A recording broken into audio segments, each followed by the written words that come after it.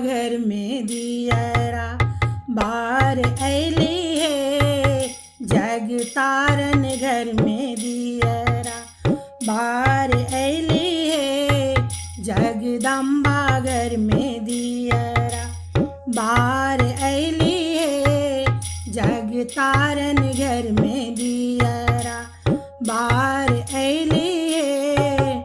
सोने सुराही गंगा जल पानी, सोने सुराही गंगा जल पानी।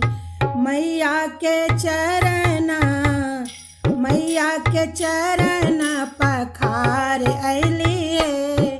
जगदम्बा घर में दियरा बार ऐली है।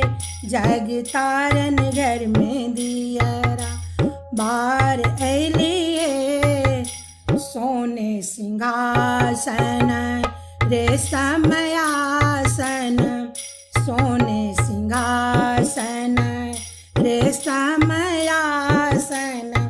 मैया के आसन, मैया के आसन बैसा ऐली है। जगदम्बा घर में दियरा बार ऐली है। जग तारन घर में दियरा बार ऐली है।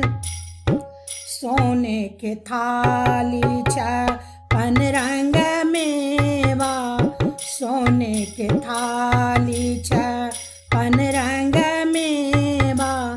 मैया के भोग, मैया के भोग लगा ऐली है। जगदम्बा घर में दियरा बार ऐली है। जग तारन घर में दियरा बार ऐली है। सोने के छिपी कर्पूर के बाती, सोने के छिपी कर्पूर के बाती। मैया के आरती, मैया के आरती उतार ऐली है।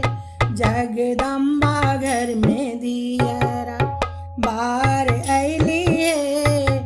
जग तारन घर में दियरा बार ऐली है। जगदम्बा घर में दियरा बार ऐली है। जग तारन घर में दियरा बार ऐली है। आ